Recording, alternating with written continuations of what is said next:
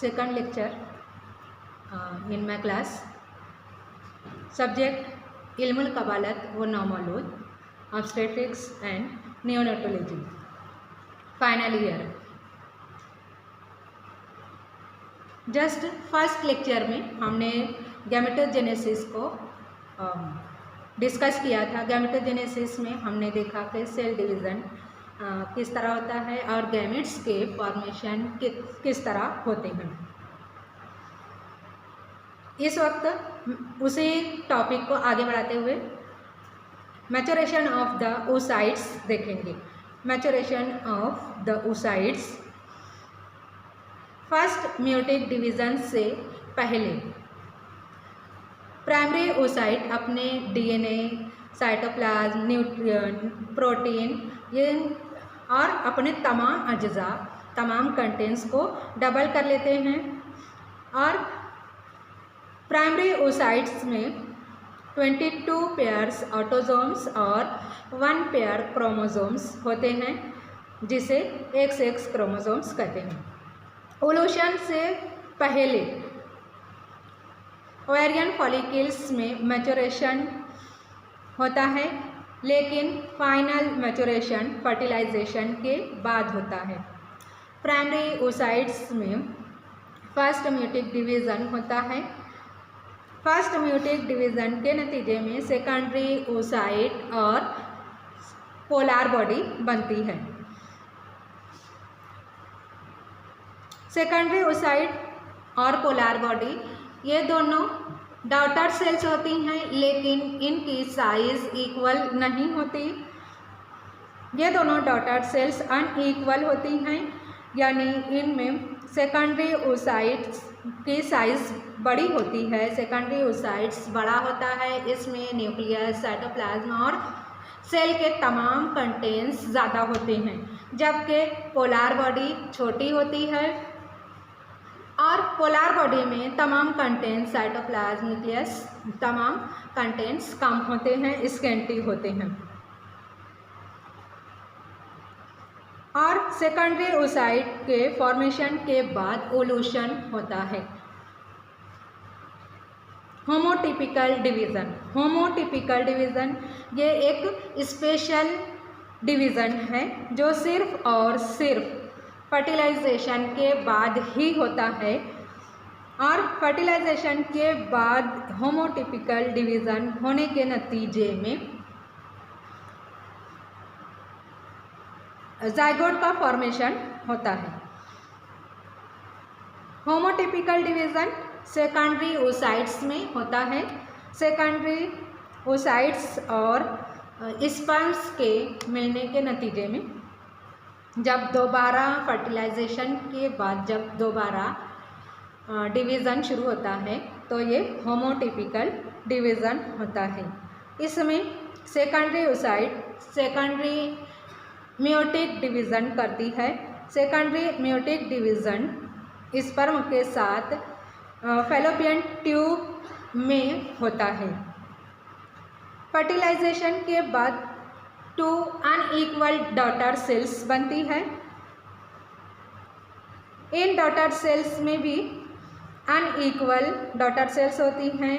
एक daughter cell जो होती है ये प्रोन्यूक्लियस बनाती है और दूसरी daughter cell second polar body बनाती है। और होमोटिपिकल डिवीज़न सिर्फ और सिर्फ फर्टिलाइजेशन के बाद ही होता है। अब फर्टिलाइजेशन और ओवुलेशन। फर्टिलाइजेशन के लिए ज़रूरी है mature ovum and mature well capacitated sperm. Well capacitated sperm और मैच्योर ओवम के बाहम मिलने के अमल को फर्टिलाइजेशन कहते हैं। फर्टिलाइजेशन से पहले मैच्योर ओवम का होना ज़रूरी है। मैच्योर ओवम ओवुलेशन के नतीजे में मिलता है। अब structure of mature ovum. Mature ovum का स्ट्रक्चर क्या होता है ये देखते हैं हम। मैच्योर ओवम ये हमारे बदन की, हमारे जिस्म इंसानी की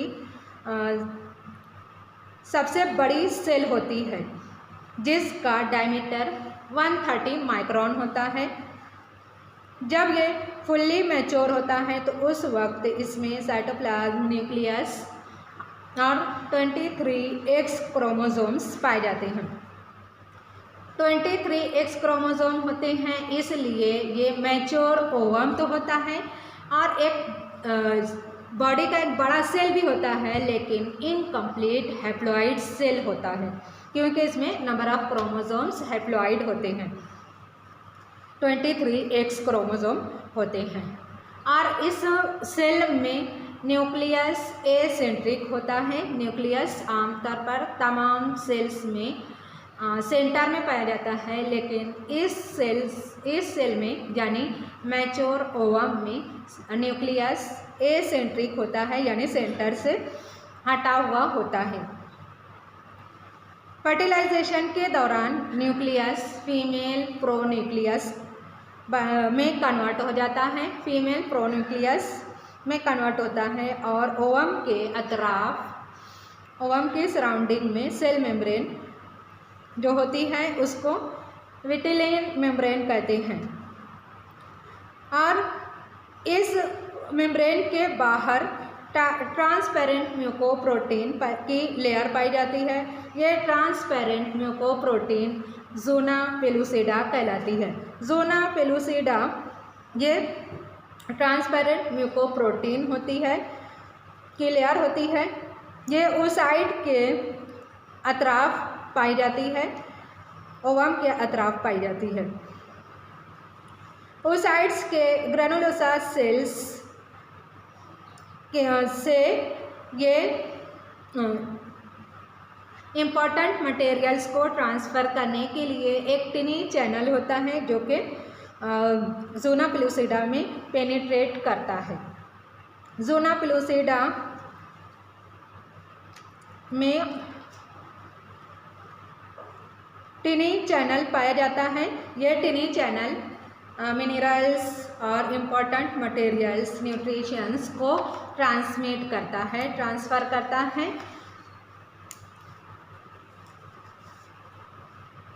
विटिलाइन मेम्ब्रेन और ज़ोना पेलुसिडा के दरमियान, विटिलाइन मेम्ब्रेन और ज़ोना पेलुसिडा के दरमियान एक नैरो स्पेस पाया जाता है।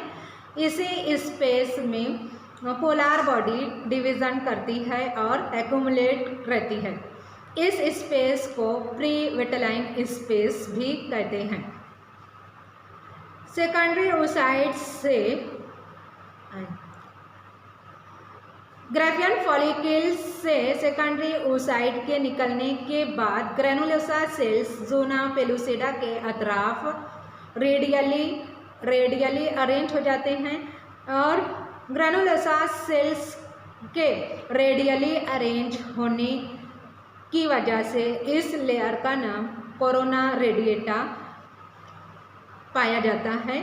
Corona radiata actually granulosa cells ही होती है, लेकिन फॉलिकल्स के अतराफ सराउंडिंग में रेडियली अरेंज होते हैं इसके सेल्स, इसलिए इसको कोरोना रेडिएटा कहा जाता है। ओवुलेशन के वक्त फॉलिकल्स से मैच्योर ओवम यानी oocyte के निकलने के लिए कमुलस ओफोरस ड्राइवर का काम करते हैं और ये मैच्योर ओवम को ग्राफियन फॉलिकल्स से निकालते हैं, यानी ये ग्राफियन फॉलिकल की वाल्स को यानी थीका इंटरना को रप्चर करते हैं और मैच्योर oocyte को, सेकेंडरी oocyte को बाहर की तरफ पुश्ड आउट कराते हैं।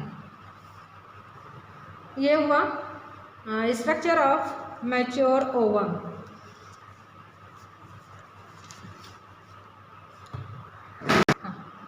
ये स्ट्रक्चर आप देख रहे हैं, ये ओवरी का स्ट्रक्चर है। ओवरी में ये प्रीमोर्डियल फॉलिकल्स हैं, जो कि प्रीमोर्डियल फॉलिकल्स ही प्राइमरी फॉलिकल्स भी कहलाते हैं। प्रीमोर्डियल फॉलिकल्स में जब चेंजेस शुरू होते हैं तब ये पहले प्राइमरी फॉलिकल्स कहलाते हैं। उसमें जब एंट्रम फॉलिकुली एंट्रम जब बड़ा हो जाता है तो एंट्रल फॉलिकल कहलाते हैं या सेकेंडरी फॉलिकल कहलाते हैं। इसके बाद इस सेल के अतराफ लेयर्स बनना शुरू हो जाती है। इस लेयर में जो बाहरी लेयर होती है इसे थीका एक्सटर्ना कहते हैं, अंदरूनी लेयर जो होती है इसे थीका इंटरना कहते हैं, और जो स्पेस फॉर्म होता है इसे फॉलिकुली एंट्रम कहते हैं। फॉलिकुली एंट्रम ये अपने अंदर फ्लूइड भरता है और ये फ्लूइड उस साइड को आउटर साइड की तरफ पुश्ड आउट करते हैं। इस तरह ओसाइट एक तरफ किनारे की तरफ आता चला जाता है। फॉलिकुली एंट्रम में फॉलिकल्स होते हैं और ये फॉलिकल्स ये फ्लूइड फॉलिकल के ग्रोथ के लिए तमाम न्यूट्रिशन और मिनरल्स प्रोवाइड करते हैं। इसके बाद जब सेकेंडरी ओसाइट थीका एक्सटर्ना और थीका इंटरना और थीका एक्सटर्ना के करीब आ जाता है तब रप्चर होता है, फॉलिकल रप्चर होता है। फॉलिकल रप्चर्ड फॉलिकल्स यहाँ पर दिखाए हुए हैं। इसमें आप लोग देख सकते हैं कि कोरोना रेडिएटा भी दिखाई दे रही है और ओलूशन यानी सेकेंडरी ओसाइट भी दिखाई दे रहा है। ये सेकेंडरी ओसाइट है, अतराफ में कोरोना रेडिएटा है। ये यहाँ से यहाँ ये फिगर मैच्योर ग्राफियन फॉलिकल की है। इसमें आप देख सकते हैं follicular antrum, theca externa, theca interna, follicular cells. यहाँ जो बैकग्राउंड में कुछ भी नहीं दिखाई दे रहा है ये फॉलिकुलर सेल्स यहाँ पाए जाते हैं और ये ओसाइट्स हैं, सेकेंडरी ओसाइट। ये धीरे धीरे वॉल के करीब आ रहा है और फिर ये वॉल को रप्चर करते हुए बाहर निकल जाता है। ये अतराफ में जो सेल्स दिखाई दे रहे हैं ये जो अतराफ के सेल्स हैं ये कैमुलस ओफोरस कहलाते हैं और दोबारा ये सेल्स जो थीका एक्सटर्ना और थीका इंटरना है ये वापस रिपेयर कर दिए जाते हैं साइटोप्लाज्म के ज़रिए। और जो एंट्रम होता है यही एंट्रम वापस कार्पस लूटियम में कन्वर्ट होता है और फिर कार्पस लूटियम से हार्मोन्स निकलते हैं और फिर ये धीरे धीरे कार्पस अल्बिकन्स में कन्वर्ट हो जाता है। ये सेकेंडरी ओसाइट है। सेकेंडरी ओसाइट की जो कि आफ्टर ओलूशन जो सेल डिस्चार्ज होता है यानी सेकेंडरी ओसाइट। सेकेंडरी ओसाइट में अतराफ की लेयर है कोरोना रेडिएटा, उससे अंदर की लेयर है जोना पेलुसिडा, उससे अंदर है प्रीविटलाइन स्पेस। इस विटलाइन स्पेस में एसेंट्रिक न्यूक्लियस और one sided fast polar body देखी जा सकती है और विटलस भी पाया जाता है। कोरोना रेडिएटा आखिर तक और जोना पेलुसिडा फर्टिलाइजेशन के बाद मरुला और ट्रोफोब्लास्ट बनने तक कायम रहते हैं। ओलूशन, अगला टॉपिक ओलूशन है जिसे समझने के लिए हम गैमेटोजेनेसिस देख रहे थे। एक्चुअल ओलूशन अमले तबवीज़ कहलाता है। Definition: Evolution is a process whereby secondary oocyte is released from the ovary following rupture of a mature Graafian follicle and become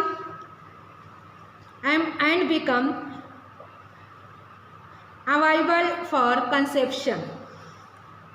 अमल तबवीज़ इस अमल में मैच्योर ग्राफियन फॉलिकल से सेकेंडरी ओसाइट के खारिज होने के अमल को अमल तबवीज़ कहते हैं। अमल तबवीज़ यानी ओलूशन के बाद सेकेंडरी ओसाइट कंसेप्शन यानी फर्टिलाइजेशन के लिए तैयार होते हैं। सिर्फ एक सेकेंडरी ओसाइट ही एक ओवेरियन साइकिल में रप्चर होता है। उमूमन ऐसा ही होता है। बहुत रेयर होता है कि एक वक्त में 2 ओवम यानी 2 सेकेंडरी oocyte रप्चर हो। ओवुलेशन प्यूबर्टी के बाद से मेनोपॉज तक जारी रहता है और प्यूबर्टी के बाद से मेनोपॉज तक ये हर ओवेरियन साइकिल में ओवुलेशन होता है। ओवुलेशन के बगैर ओवुलेशन मेंस्ट्रुअल साइकिल के 14 डेज के बाद होता है। ओवुलेशन के बगैर भी मेंस्ट्रुएशन हो सकता है यानी मेंसेस यानी पीरियड्स आ सकते हैं। बहुत सारे ऐसे फिजियोलॉजिकल कंडीशंस होती हैं जिसमें ओवुलेशन नहीं होता और मेंस्ट्रुएशन हो सकता है। जैसे ऐसी कंडीशन जिसमें ओवुलेशन नहीं होता यानी अमल तबवीज़ नहीं होता, प्यूबर्टी से पहले का period, age of before puberty, age of after menopause and pregnancy and lactation. Lactation period में भी फुल्ली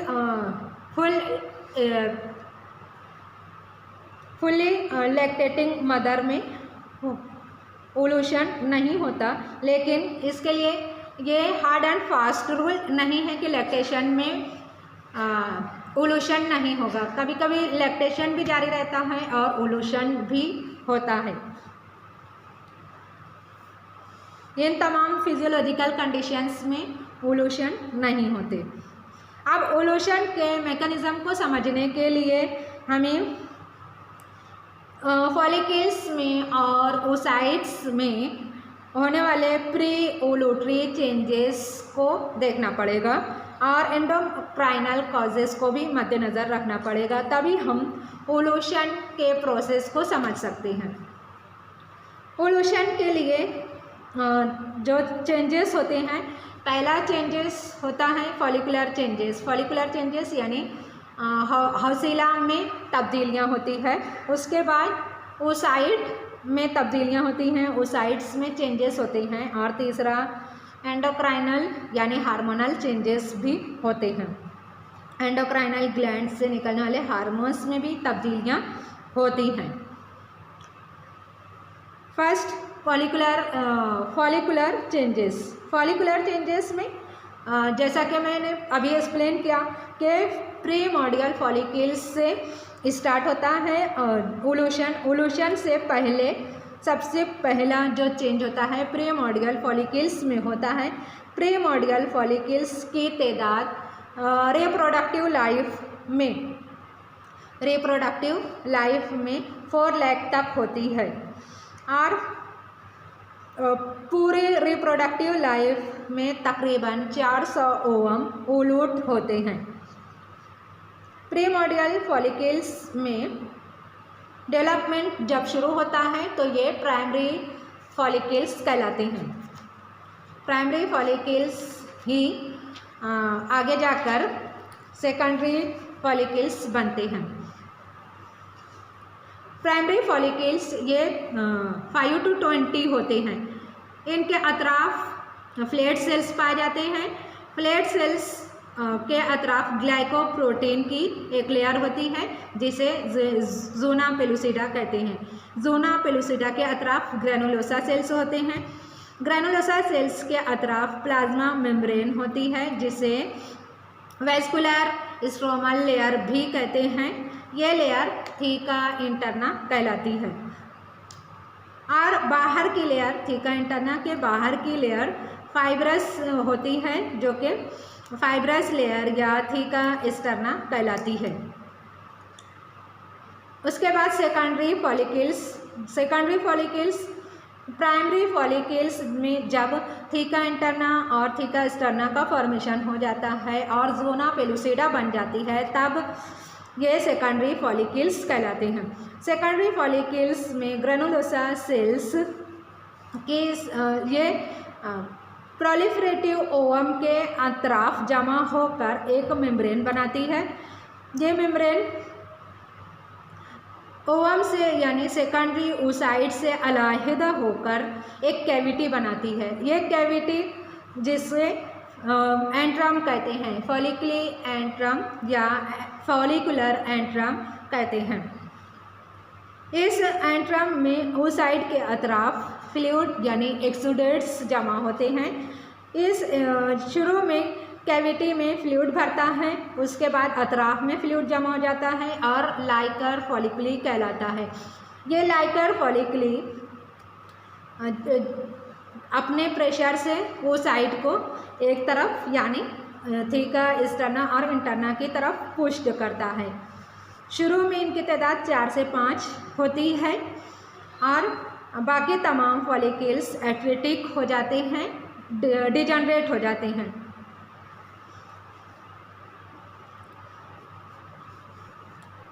टर्शियरी फॉलिकल्स, अब जब उसी फॉलिकल में जब एंट्रम बन गया और एंट्रम में फ्लूइड भी आ गया, एक्सुडेट भी आ गया, तब अब जो चेंजेस होंगे तो वो टर्शियरी फॉलिकल्स कहलाते हैं। टर्शियरी फॉलिकल्स यानी mature Graafian follicles. Mature Graafian follicles या टर्शियरी फॉलिकल्स ये ओवुलेशन से जस्ट 48 आवर पहले ओवम डोमिनेंट हो जाता है, यानी इसमें एंट्रम और फ्लूइड बहुत ज़्यादा हो जाते हैं और ये अपने आप को बहुत ज़्यादा डिस्टेंडेड कर लेता है, बड़ा कर लेता है और इसका डायमीटर जो होता है 16 to 25 mm तक हो जाता है। और जो थीका एक्सटर्ना और थीका इंटरना बनी हुई थी ये अब थिन हो जाती हैं, पतली हो जाती है। मैच्योर ग्राफियन फॉलिकल की साइज 2 to 3 सेंटीमीटर होती है। ओवुलेशन से जस्ट पहले मैच्योर ग्राफियन फॉलिकल की साइज 2 to 3 सेंटीमीटर होती है। इसमें secondary oocyte, follicular antrum, Likert antrum और कमुलस ओफोरस पाए जाते हैं। कमुलस ओफोरस ग्रेनुलोसा सेल्स से सेपरेट हो जाते हैं और एंट्रम में फ्रीली मूवमेंट करते हैं, फ्रीली फ्लोटिंग करते हैं। जबकि अंदरूनी लेयर यानी ग्रेनुलोसा सेल्स की अंदरूनी लेयर जो कि oocyte के अतराफ होती है, यहाँ ये रेडियली अरेंज होते हैं। जब ये रप्चर के का वक्त करीब आता है यानी ओवुलेशन का वक्त जब करीब आता है तो यही ग्रेनुलोसा सेल्स oocyte के अतराफ में रेडियली अरेंज हो जाते हैं, इसलिए इसे कोरोना रेडिएटा कहा जाता है। और कमुलस ओफोरस एंट्रम से एक साइड पर बढ़ते हैं और एक कोनिकल प्रोजेक्शन बनाते हैं।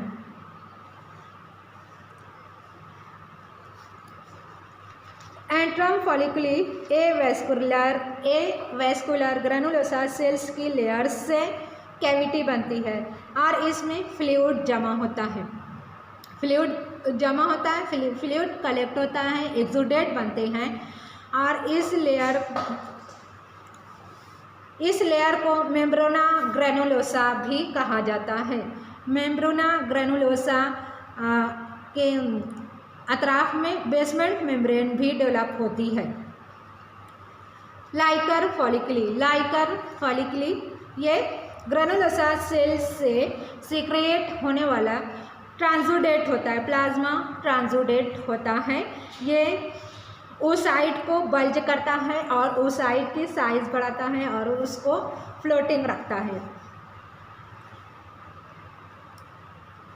अब कंटेंट्स ऑफ लाइकर फॉलिकुली में FSH follicular stimulating hormone, LH luteinizing hormone, inhibin peptides, prolactin, estradiol, progesterone, androgens पाए जाते हैं। मैच्योर ग्राफियन फॉलिकल एक कोनिकल प्रोजेक्शन डेवलप करता है जिसे स्टिग्मा कहते हैं। कोनिकल प्रोजेक्शन स्टिग्मा ये ओवरी की आउटर सरफेस में पेनिट्रेट करता है। ये 1/2 to 2 mm तक पेनिट्रेट करता है स्टिग्मा और थिन मेम्ब्रेन पे अंदर परसिस्ट करता है। इस कोनिकल प्रोजेक्शन की वजह से प्लस लाइकर फॉलिकली की वजह से धीरे धीरे ये ओवरी की सरफेस में वूजिंग करता है। स्लो वूजिंग प्रोसेस के नतीजे में 1 से 2 मिनट के अंदर secondary oocyte mature Graafian follicle से बाहर की तरफ आ जाते हैं। ये कैमुलस ओफोरस के साथ थोड़ा एंट्रम फॉलिकुली और फ्लूइड भी बाहर आता है। इसके बाद स्टिग्मा वापस खत्म हो जाता है और ये जगह यानी ओवरी की सरफेस जो है प्लाज्मा के प्लग से वापस रिकवर कर दी जाती है, वापस क्लोज हो जाती है। अब चेंजेस इन oocyte यानी ओवुलेशन के लिए oocyte के अंदर होने वाली तब्दीलियां क्या क्या हैं वो देखते हैं। ओवुलेशन से 36 आवर पहले oocyte में वाज़ेह तब्दीलियां होती हैं। 36 आवर पहले और ये 48 आवर पहले होता है टर्शियरी फॉलिकल यानी मैच्योर ग्राफियन फॉलिकल ओवुलेशन से 48 आवर पहले बन जाता है, जबकि oocytes में 36 आवर पहले वाज़ेह तौर पर तब्दीलियां होती हैं। साइटोप्लाज्म अचानक बढ़ जाते हैं, साइटोप्लाज्मिक वॉल्यूम बढ़ जाता है और इसमें माइटोकॉन्ड्रियाज बढ़ जाते हैं, माइटोकॉन्ड्रिया की तादाद बढ़ जाती है। गोल्गी एपरेटस भी अपना डिस्ट्रीब्यूशन बढ़ा लेते हैं। oocyte में फर्स्ट मेयोटिक डिवीज़न जो कि अरेस्टेड होता है वो अब कंप्लीट होता है। अरेस्टेड होता है यानी जो फीमेल बेबी की जाइगोटिक लाइफ में जो गैमेटोजेनेसिस हुआ था उस वक्त जो मेयोटिक डिवीज़न रुक गया था तो वो अब यहाँ पर वापस कंप्लीट होता है, यानी वापस स्टार्ट होकर कंप्लीट होता है और फर्स्ट पोलर बॉडी बनती है जिसमें haploid number of cells chromosomes होते हैं, यानी 23X क्रोमोसोम्स पाए जाते हैं। अब एंडोक्राइनल चेंजेस में एलएच सर्ज जो होता है ल्यूटिनाइजिंग हार्मोन्स यानी अपने पीक लेवल पर जब पहुंचता है तो ये ल्यूटिनाइजिंग हार्मोन एंटीरियर पिट्यूटरी से रिलीज होता है। लेट फॉलिकुलर फेज में जस्ट ओवुलेशन से पहले यानी 24 to 36 आवर पहले ये एस्ट्रोजन पीक लेवल पर होता है और एलएच सर्ज होता है। वो एलएच सर्ज 6 to 24 आवर तक होता है। ओवुलेशन से 24 आवर पहले एलएच सर्ज होता है और मज़ीद 24 आवर तक कायम रहता है। एलएच सर्ज oocyte के डिवीज़न रिडक्शन को स्टिमुलेट करता है। एलएच सर्ज की वजह से oocyte का डिवीज़न ये स्टिमुलेट होता है। ग्रैनुलोसा सेल्स ग्रैनुलोसा सेल्स की वजह से ल्यूटिनाइजेशन होता है और ल्यूटिनाइजेशन को एलएच सर्ज इनिशिएट कराता है और प्रोजेस्टेरॉन और प्रोस्टाग्लैंडिन की सिंथेसिस होती है। प्रोजेस्टेरॉन और प्रोस्टाग्लैंडिन्स की सिंथेसिस होती है। ओवुलेशन से पहले प्रोजेस्टेरॉन रेज करता है और follicular stimulating hormone positive feed mechanism के ज़रिए एस्ट्रोजन को बढ़ाता है, यानी at the time of ovulation follicular stimulating hormone, estrogen, progesterone तमाम हार्मोन्स पीक पर होते हैं। एस्ट्रोजन के बढ़ने की वजह से फॉलिकुलर स्टिमुलेटिंग हार्मोन सर्ज होता है। फॉलिकुलर स्टिमुलेटिंग हार्मोन के सर्ज होने की वजह से प्लाज्मिनोजिन एक्टिव होता है। ये प्लाज्मिनोजिन प्लाज्मिन को रिलीज़ करता है और प्लाज्मिन जो होता है ये फॉलिक्यूल की वॉल को तोड़ने में मदद करता है। इन हार्मोन्स की वजह से कोनिकल प्रोजेक्शन यानी स्टिग्मा बनता है। फॉलिकुलर स्टिमुलेटिंग हार्मोन और ल्यूटिनाइजिंग हार्मोन दोनों मिड साइकिल सर्ज पर होते हैं और मैचुरेशन और रप्चर ऑफ ओवम के जिम्मेदार होते हैं और साथ ही oocyte का एक्सपल्शन भी कराते हैं। इसके साथ ही स्ट्रेचिंग फैक्टर भी काम करता है। स्ट्रेचिंग फैक्टर इंट्राफॉलिकुलर प्रेशर बढ़ने की वजह से पैसिव स्ट्रेचिंग होती है। पैसिव स्ट्रेचिंग के साथ ही माइक्रो मसल्स में कॉन्ट्रैक्शंस शुरू होते हैं।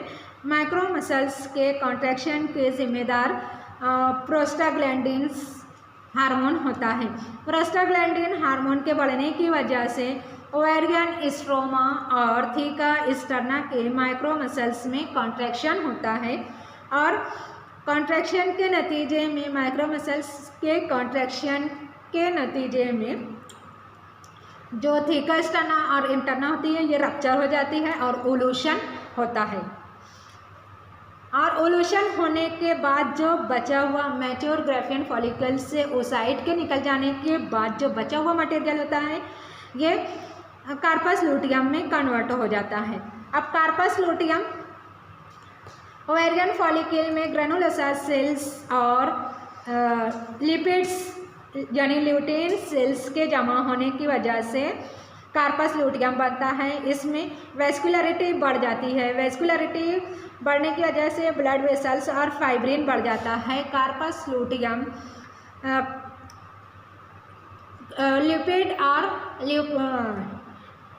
ल्यूटेन सेल्स के जमा होने की वजह से कार्पस लूटियम बड़ा हो जाता है और कार्पस लूटियम जब बड़ा हो जाता है थीका इंटरना भी इस में भी तब्दीलियाँ होती हैं। और फर्टिलाइजेशन ना होने की वजह से, अगर फर्टिलाइजेशन होता है तो अलग प्रोसेस चलता है, लेकिन अगर फर्टिलाइजेशन नहीं होता है तो फर्टिलाइजेशन ना होने की वजह से मेंस्ट्रुअल साइकिल 22 डेज पर होती है। यानी कार्पस लूटियम मेंस्ट्रुएशन के 22 डेज के बाद डिजनरेट हो जाता है और इस डिजनरेट सेल को फाल्स कार्पस लूटियम भी कहते हैं। फाल्स कार्पस लूटियम भी कहते हैं। फर्टिलाइजेशन होने के बाद ह्यूमन कोरियोनिक गोनेडोट्रोफिन के सीक्रेट होने की वजह से कार्पस लूटियम अपनी साइज बढ़ा लेता है और अपनी एक्टिविटी भी बढ़ाता है और 12 वीक पैसिव स्ट्रेचिंग होती है और साथ ही ओवेरियन स्ट्रोमा के माइक्रो मसल्स में कॉन्ट्रैक्शन पैदा होता है और प्रोस्टाग्लैंडिन के सिक्रीशंस के बढ़ने की वजह से ओवेरियन स्ट्रोमा और थीका स्टर्ना के माइक्रो मसल्स में कॉन्ट्रैक्शन होता है। कॉन्ट्रैक्शन के नतीजे में मसल्स रप्चर हो जाती हैं और ओलूशन होता है यानी oocyte बाहर की तरफ निकल जाती हैं। कार्पस लूटियम ओलूशन के बाद फॉलिकल्स कार्पस लूटियम में तब्दील हो जाता है। कार्पस लूटियम ओवेरियन फॉलिकल में ग्रेनुलोसा सेल्स और लिपिड्स और ल्यूटेन सेल्स के जमा होने से कार्पस लूटियम बनता है और इसमें वेस्कुलरिटी भी बढ़ जाती है, ब्लड वेसल्स बढ़ जाते हैं और फाइब्रिन भी बढ़ जाता है। कार्पस लूटियम ये थीका इंटरना में भी ऐसी ही तब्दीलियाँ होती है और फर्टिलाइजेशन न होने की वजह से कार्पस लूटियम मेंस्ट्रुएशन के 22 डेज पर डिजनरेट हो जाता है। इसे फाल्स कार्पस लूटियम कहते हैं। और अगर फर्टिलाइजेशन होता है और फर्टिलाइजेशन होने के बाद अमले बार आवरी होने के बाद ह्यूमन कोरियोनिक गोनेडोट्रोफिन के सीक्रेट होने की वजह से कार्पस लूटियम अपनी साइज बढ़ाता है और अपनी एक्टिविटी भी बढ़ाता है और ये 12 वीक ऑफ प्रेगनेंसी तक कायम रहता है। इसे ट्रू कार्पस लूटियम कहते हैं। True corpus luteum